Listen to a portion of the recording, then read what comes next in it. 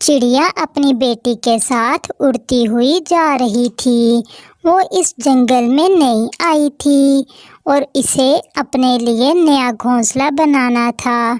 सामने बैठी एक कौवी अपनी चोंच के साथ एक घोंसला तोड़ रही थी।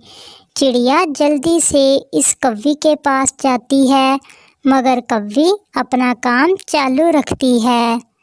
कौवी बहन, आप ये घोंसला क्यों तोड़ रही हैं? तुम्हें कोई एतराज है? ये मेरा पुराना घोंसला है।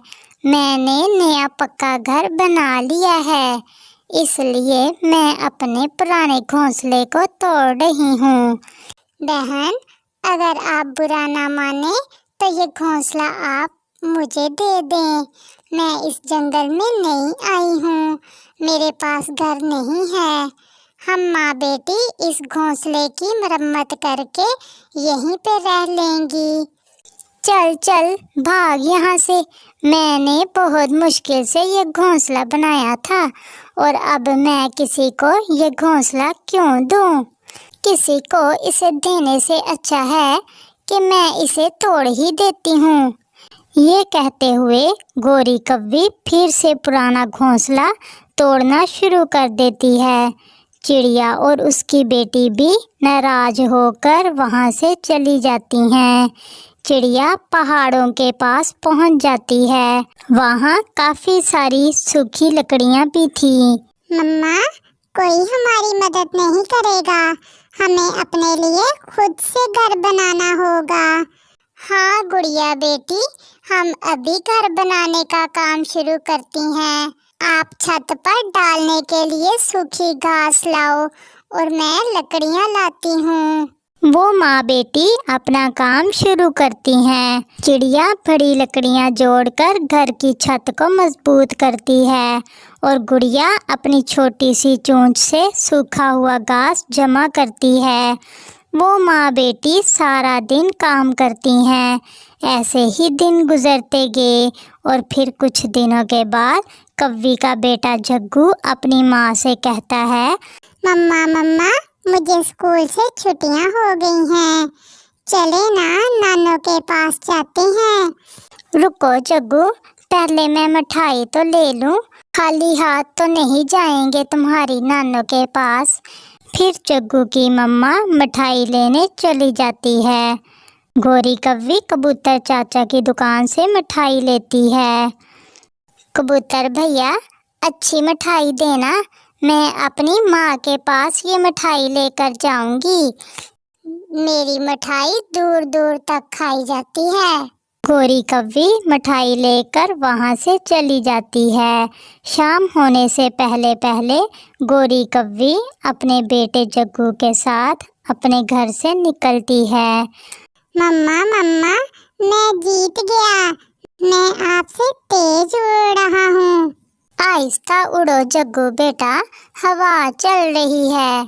जग्गू की मम्मा ने इतना कहा ही था कि हवा और भी तेज हो जाती है और साथ बारिश भी शुरू हो जाती है।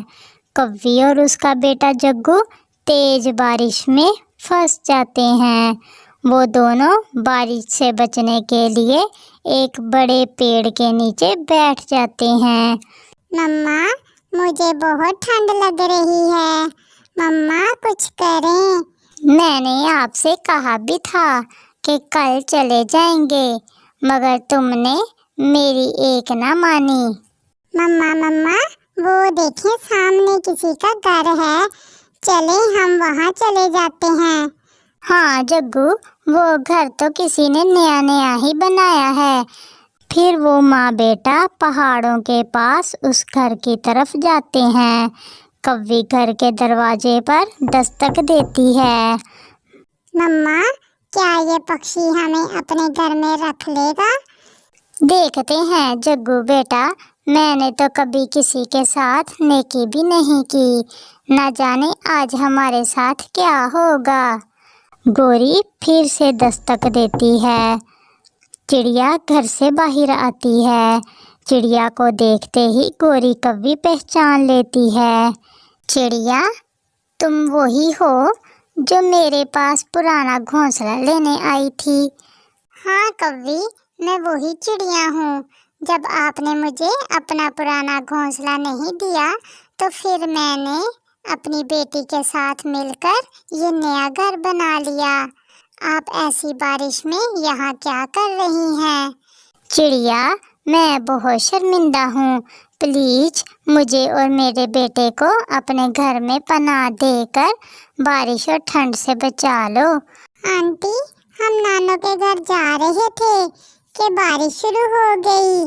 फिर चिड़िया कौवी और उसके बेटे को अपने घर में पनाह दे देती है। आंटी, किसी को कमजोर और छोटा ना समझे, क्योंकि किसी भी समय हमें किसी की भी जरूरत पड़ सकती है।